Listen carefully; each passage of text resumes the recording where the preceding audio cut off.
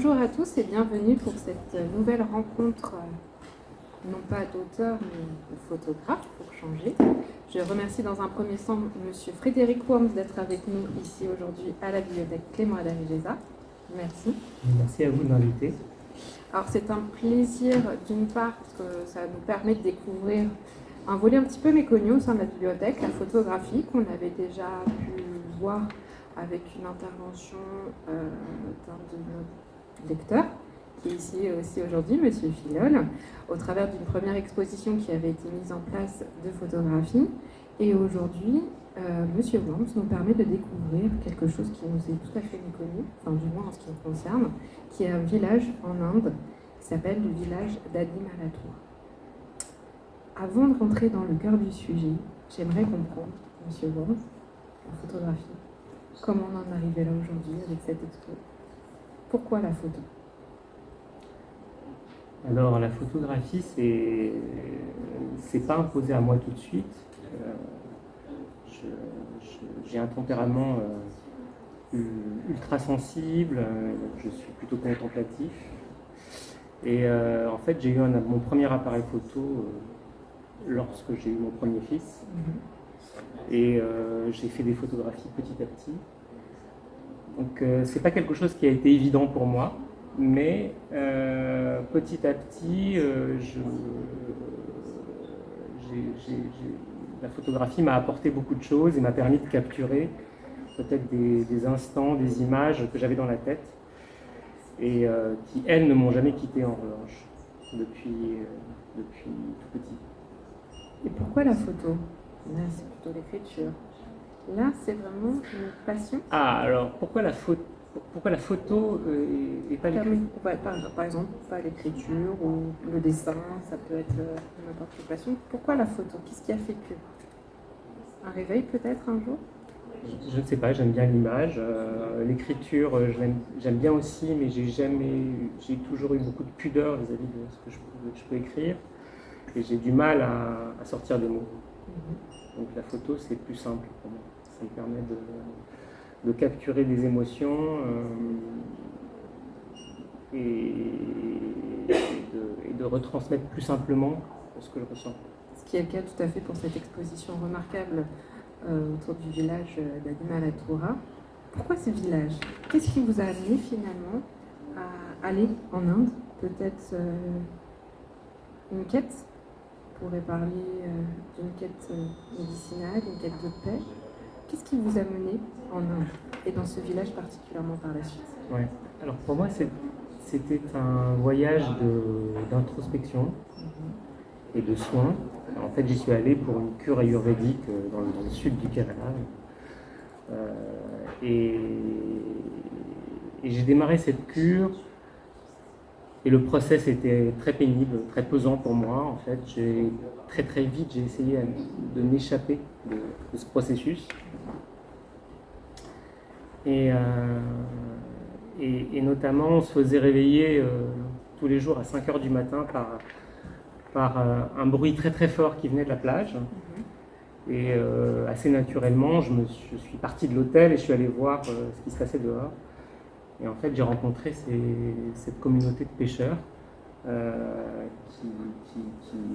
dont les habitants du village d'Adimalatur sont juste à côté de l'hôtel dans lequel je me trouvais. Donc je suis descendu sur cette plage, j'ai rencontré ces gens qui m'ont accueilli, assez naturellement. Et notamment, j'ai fait la rencontre d'un garçon, un fils de pêcheur, qui s'appelle John, et qui en fait est un chauffeur de tuk-tuk. Sauf qu'il était un petit peu particulier, ce chauffeur de tuk-tuk, parce qu'il n'était pas du tout là où se trouvaient les chauffeurs de taxi, les chauffeurs les autres chauffeurs les autres taxis et tuk-tuk. Il se trouvait face à la mer, au bout d'une route, et en fait à un endroit où il avait quasiment aucune chance de trouver un client. Donc ça m'a un petit peu interpellé. On s'est liés d'amitié, en tout cas l'occasion de ce voyage. Et puis il m'a présenté sa communauté. On a passé quelques jours ensemble. J'ai participé à un mariage du village. Voilà, c'était un voyage intéressant. Et cet enfant, enfin ce garçon, John, était donc d'une famille de pêcheurs et avait perdu ses parents, enfin, son père et son oncle en mer, une nuit de pêche. Donc il a, lui, choisi de ne pas continuer le métier de pêcheur et conduisait des touristes à la place. Voilà. Et donc finalement, c'est grâce à John que nous, aujourd'hui, d'une certaine manière, on rentre au cœur de ce village, Manatoura, parce que vous avez vu cette photo, cette première photo d'exposition, que vous avez la chance de voir aussi zonée, qui nous permet de rentrer au cœur de ce village, au cœur de l'Inde finalement, et donc de découvrir aussi l'habitat, mais aussi les transports, comme on peut le voir ici. Pourquoi cette photo est-elle non pas importante, parce que toute photo est importante, mais quelle idée développe cette photo? On voit je suppose, des noix de coco. Oui, tout à fait, c'est ça. Qu'est-ce que vous pouvez nous dire par rapport à cette photo? La noix de coco, c'est une des ressources importantes du Kerala. Déjà parce qu'il y a une forêt de cocotiers immense.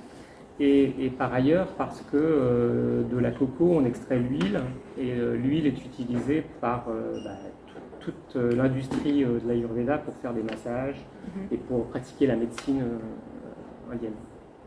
Et donc, la coco est importante, et effectivement, là, c'est aussi une image qui montre que les ramasseurs de coco font partie des plus pauvres de la communauté indienne, alors que finalement, ils ramassent un petit peu le trésor du Kerala. Et ce qui rapporte le plus d'argent au pays, c'est l'industrie du tourisme et de l'Ayurveda dans cette région. Donc ça, c'est quelque chose qui est assez récurrent finalement, que vous avez pu voir avec... Oui, et après, je pense que tous ceux qui sont allés en Inde ne seront pas forcément choqués par cette photo. Je pense qu'on voit bien pire dans ce pays. Voilà, le transport et l'habitat, il y a beaucoup de petits véhicules comme ça, beaucoup de motos, beaucoup de gens très très simples et qui, comme les personnes de la communauté du village d'Aguinatura, vivent au jour le jour. Et là, on est plutôt au cœur même du quotidien, mais il y a des moments festifs, comme il peut y en avoir aussi chez nous finalement, tels que le mariage. Ouais. Qu'en est-il Vous avez assisté à un mariage là-bas? J'ai assisté à un mariage. Celui-ci, pas celui-là. Celui-là, c'est un mariage de notables de la ville, parce qu'il y en a quand même. Alors évidemment, on ne se rend pas compte sur cette photo, puisque là, toutes mes photos sont en noir et blanc. Généralement, on voit souvent des photos de l'Inde en couleur. Et il y a une explosion de couleurs dans ces mariages. Le mariage était un moment important aussi. Alors, on le verra sur une autre photo, peut-être que vous ferez après. Celle-ci, je suis restée sur celle-ci, mariage, mais après, n'hésitez pas à aller voir l'exposition à la fin. Dans le village, tout le village est invité au mariage. Donc, il n'y a pas d'exception. C'est très très simple, c'est une salle des fêtes où finalement tout le village vient partager le repas. Qui est un repas très simple aussi, de riz, de poulet, qu'on mange avec les mains. Voilà, et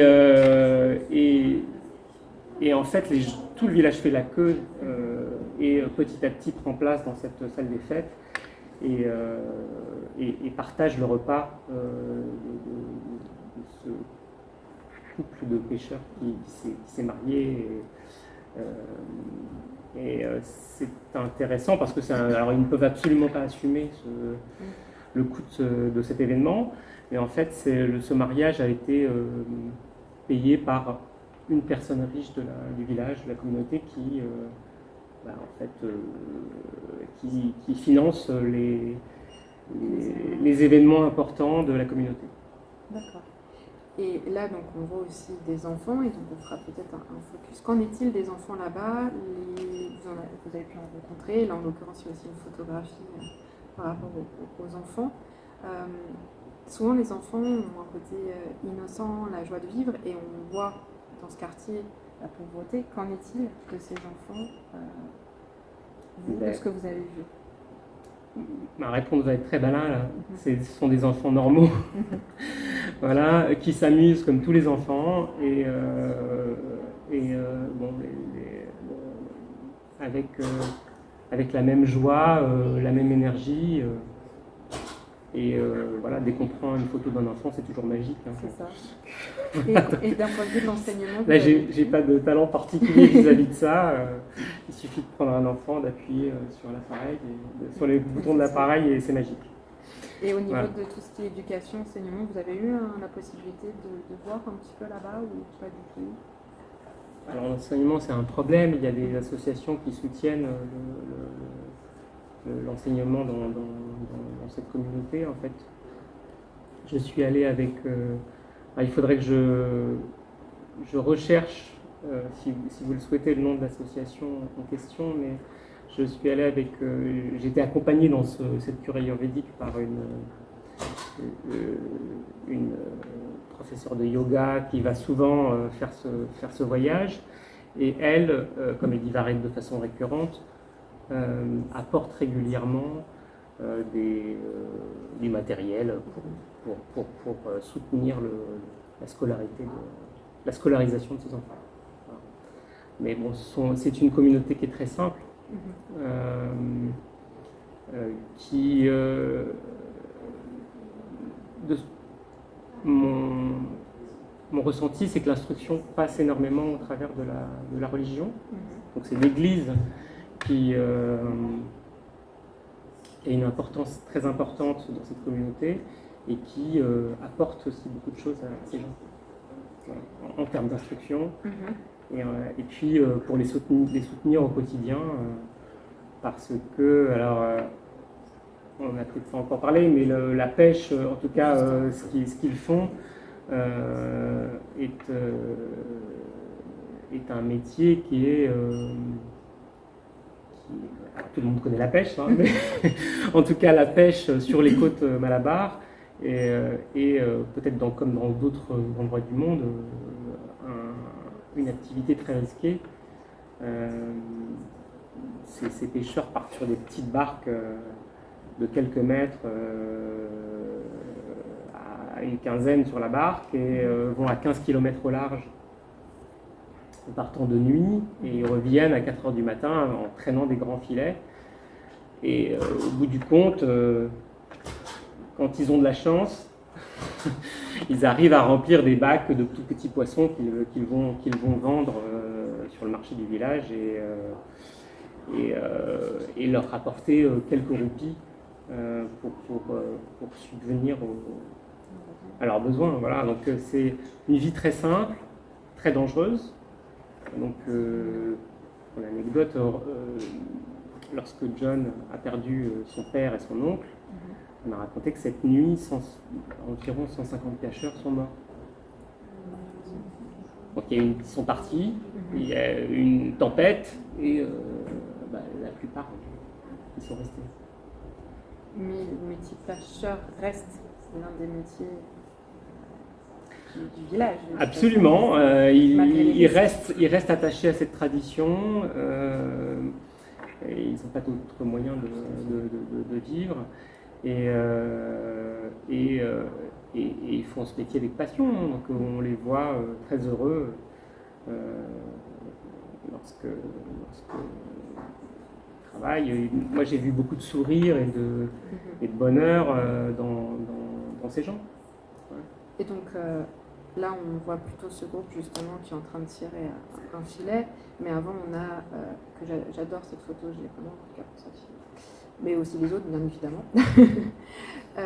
Là on est vraiment sur l'appel à la pêche, Cet homme, est-ce que vous avez eu l'opportunité de le rencontrer, de pouvoir discuter avec Alors lui? non, mais alors en fait, cet homme,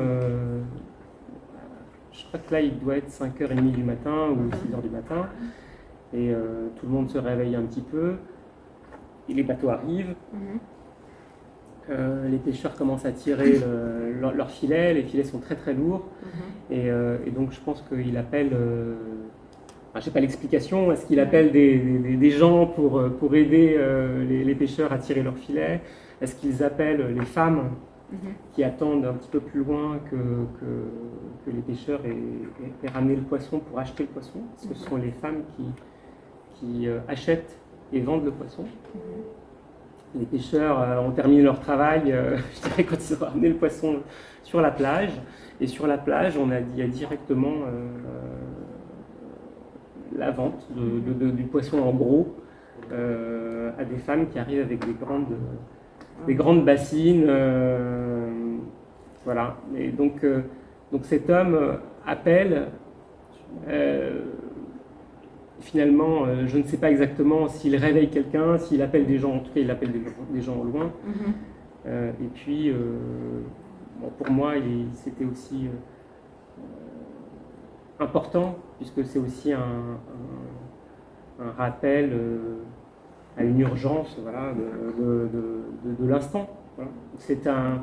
On voit que tout le monde participe dans cette communauté, des plus jeunes aux plus âgés. Et ce monsieur est probablement un ancien pêcheur qui continue de contribuer à la pêche en attendant les bateaux et en appelant Voilà. Donc, en tout cas, il a fait cet appel pendant environ 10 minutes. Ah oui. Donc, et là, au niveau des...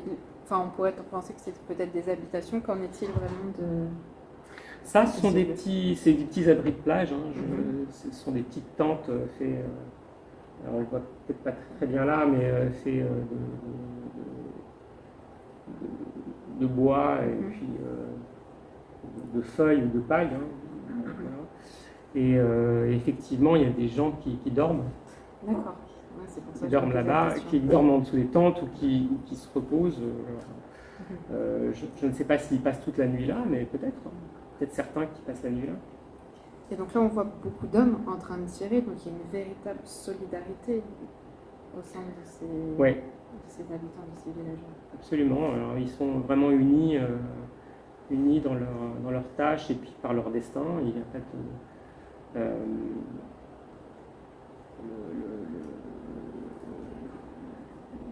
Là, je pense qu'effectivement, ils sont au bout de leur effort. Hein. Ce qu'on voit, c'est que... Oui, tout à fait, c'est vrai. Moi, je me lève parce que j'ai été réveillé par un bruit sur la plage, parce que il y a ce qu'on ne voit pas en photo là, mais il y a des énormes enceintes sur la plage qui passent des messages pour la communauté un petit peu toute la journée et la nuit aussi. Mais eux ont travaillé toute la nuit et puis ils tirent ces filets qui sont extrêmement lourds. Surtout vu la récolte. Voilà, c'est ça. Donc là, ils étaient vraiment tous très heureux. Il y avait une pêche, une belle prise.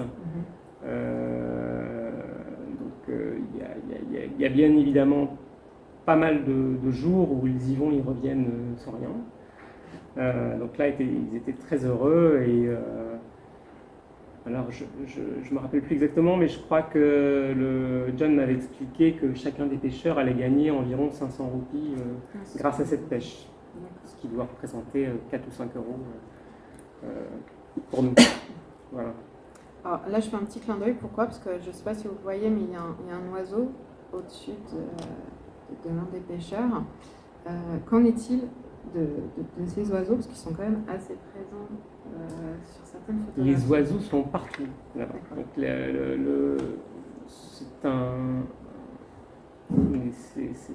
ce site, en tout cas du sud de l'Inde, le Kerala, est rempli d'oiseaux. Donc il y a énormément de petits corbeaux noirs et puis beaucoup d'aigrettes blanches. J'ai des photos. J'ai plein de photos d'oiseaux aussi, alors elles ne sont pas forcément toutes présentées ici, mais les oiseaux sont vraiment partout. Alors évidemment, ils sont attirés par le poisson parce qu'ils partagent le festin de la pêche. Mais au-delà de ça, lorsqu'on va dans les églises, il y a des oiseaux. Les oiseaux sont vraiment partout. Donc ils cohabitent. Et effectivement, on a ce lieu est assez hors du temps. On est au bout vraiment à la pointe extrême sud de l'Inde. Pour moi, c'est un peu le bout du monde. Alors, ça dépend pour qui, mais en tout cas pour moi, c'est un petit peu le bout du monde. Et ce lieu, cette plage, pareil, est en contrebas de la forêt.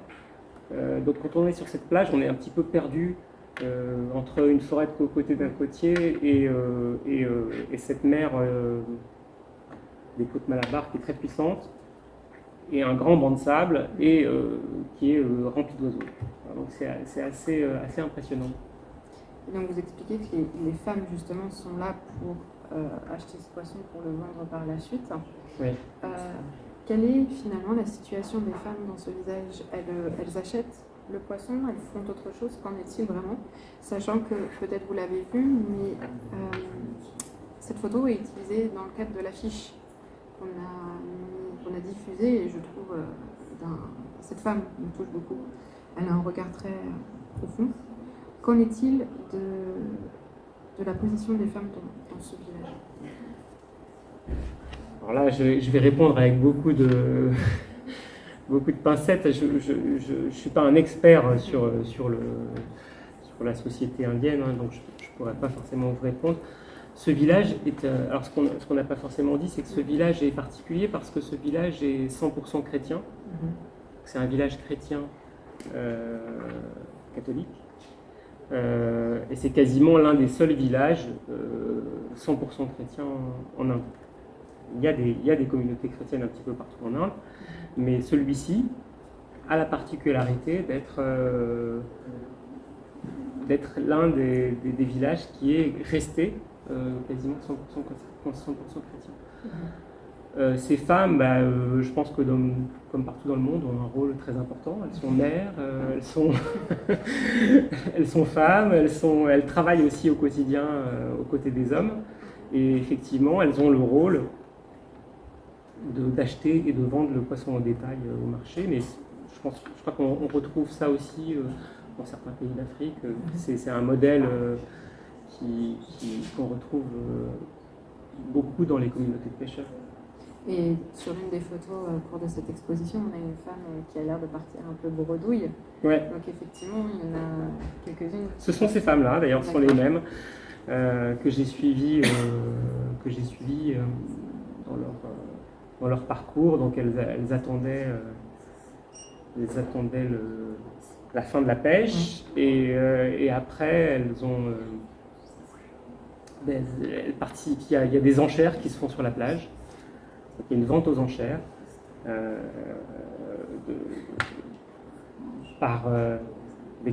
où elles achètent des bassines de poissons. Donc le poisson est vendu au plus offrant, j'imagine, en fonction de la prise du jour, de la qualité, ou du moyen tout simplement, des moyens tout simplement des personnes qui sont là. Et donc c'est quelque chose qui est... Et elle repart de bredouille, en effet. Ouais, voilà, j'en ai vu. Il y a une photo, justement, vous allez voir, qui est assez marquante. Et du coup, finalement, ça, c'est quelque chose qui est du quotidien, tous les jours. Absolument. On voit ça. Et j'adore cette photo, et Loli aussi, et la suivante. En fait, on a vraiment cette sensation que tout se passe au niveau de cette mer, et que quand la journée est finie, on passe ce pont, et comme si c'était terminé pour mieux repartir. Moi, c'est la sensation que j'ai en regardant cette photo. On voit des enfants au loin, et cette photo me touche. Qu'est-ce que vous avez voulu, pas exprimer, mais est-ce que vous voulez dire quelque chose par rapport à celle-ci? Comme je vous le disais, ce lieu, il est vraiment hors du temps. Et moi, quand je suis arrivé la première fois sur cette plage, j'avais vraiment l'impression peut-être d'être face à l'au-delà. Parce qu'on est on est de... On ne voit pas bien, mais si on prend un peu de recul, je suis sur un espèce de petit rocher qui débouche sur un marécage. Et pour accéder à la plage, il faut traverser ce pont de fortune qui est composé de sacs empilés les uns sur les autres et de petits bâtons. Voilà. Donc, et on arrive sur cette plage qui est effectivement presque la maison de ce village. Hein, parce qu'on voit beaucoup de photos j'ai pas montré de photos du village en lui-même, mais le village est tout petit. C'est la plage et puis quelques maisons ou quelques maisons en construction. Voilà, avec beaucoup de maisons qui n'ont même pas de porte, pas de fenêtre, à peine quelques murs. Voilà. Et on finit l'exposition effectivement avec ce dernier cliché qui nous permet de voir qu'on passe de la mer à la terre et d'une certaine manière que la nature finalement reprend ses droits, ce qu'on expliquait. Ouais. Est-ce que c'est ça que vous vouliez, ou peut-être autre chose? Comment vous percevez cette dernière photo? Alors d'un point de vue purement personnel, ce voyage, je vous l'ai dit, c'est un voyage d'introspection. J'étais moi j'étais à la fin d'un deuil. Donc le deuil, je ne vais pas rentrer dans le détail du sujet, mais en tout cas, et je pense que c'est propre à beaucoup de voyages. Les voyages nous aident à nous transformer, à réaliser aussi que l'importance de la vie et de profiter de la vie et de l'instant. Et effectivement, alors il y a plein de choses qu'on peut voir dans cette photo. On voit effectivement cette plage. Là, c'est un cocotier qui arrive à pousser dans les fissures de ce rocher. Pour moi, il y a une symbolique d'exploiter ses propres fêlures et d'arrêter de les voir comme des défauts, mais plutôt comme des qualités, voilà, comme des forces, absolument. Et donc ce voyage finalement a été peut-être une révélation pour vous? Alors,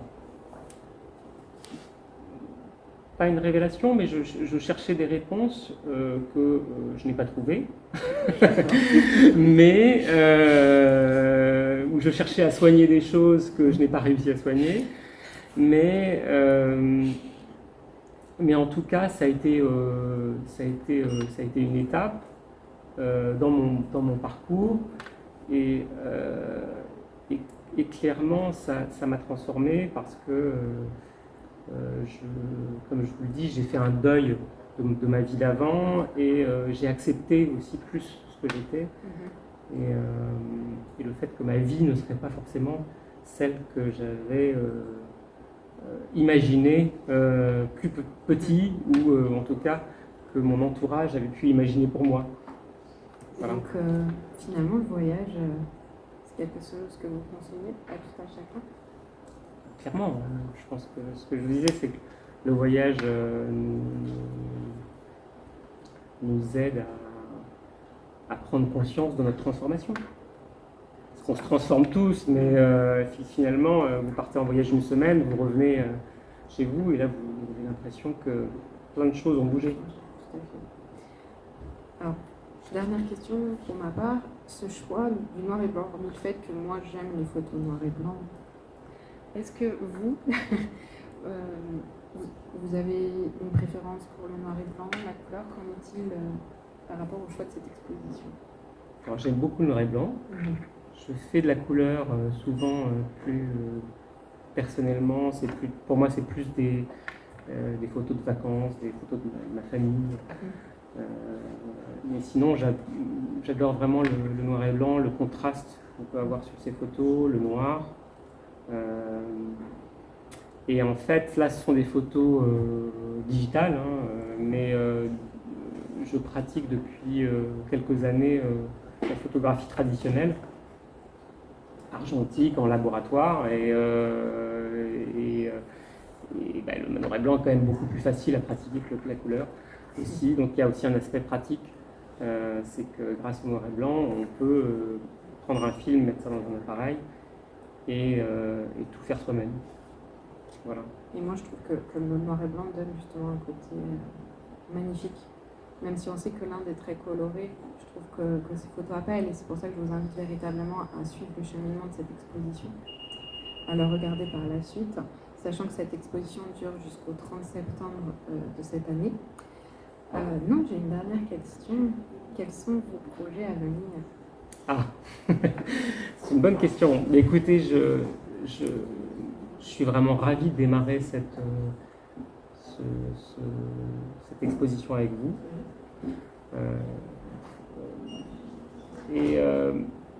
Je pense que j'ai plusieurs projets, donc j'ai des projets qui sont en cours, que je vais poursuivre, et j'aimerais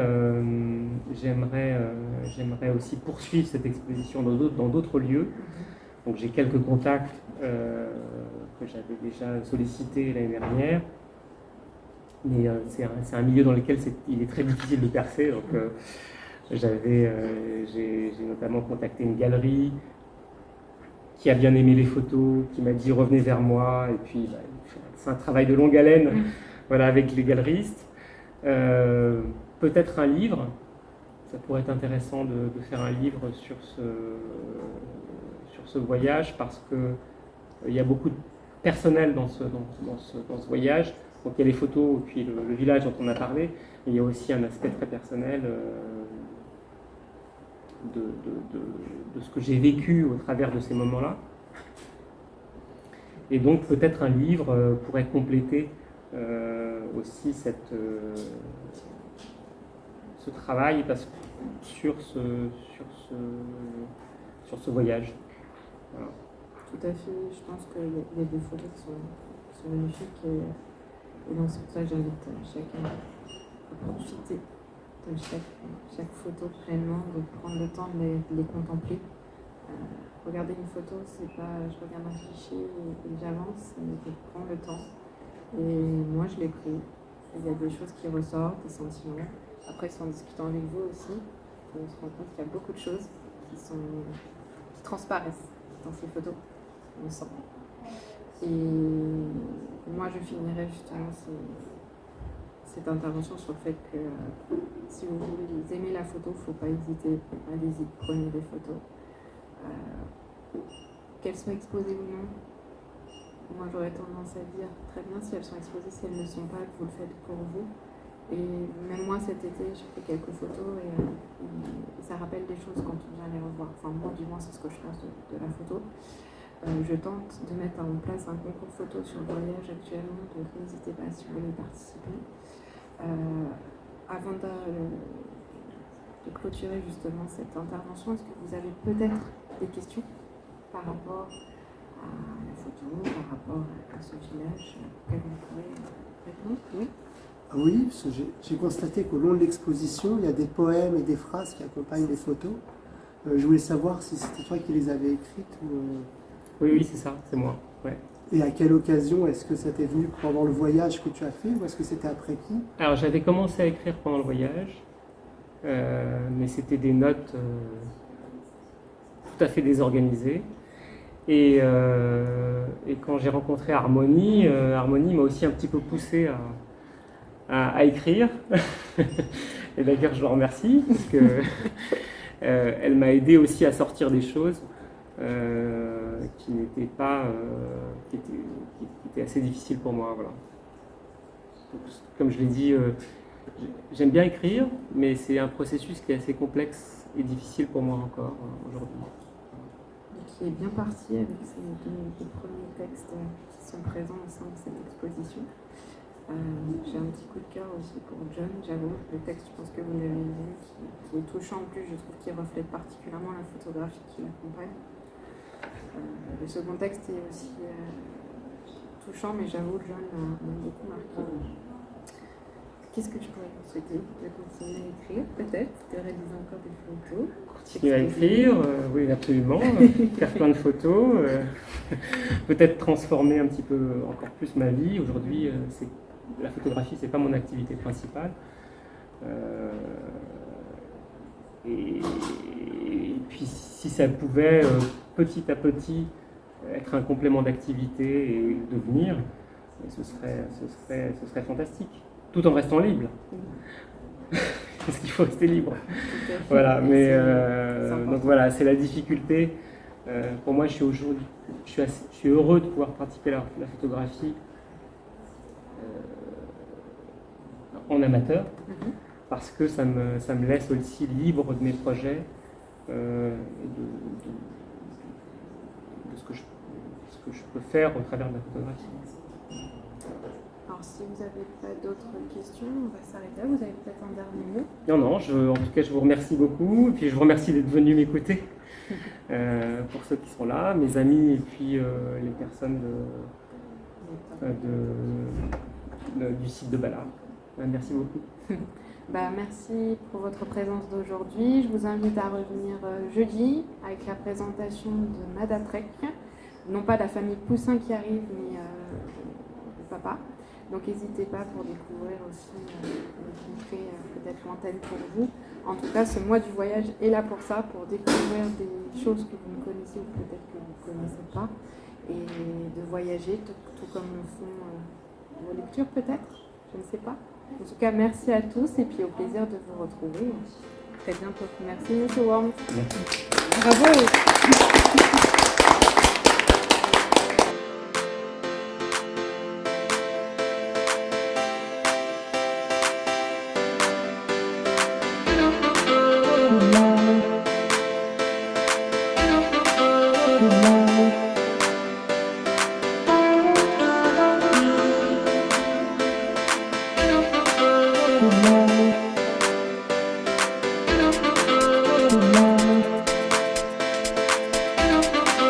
Thank you.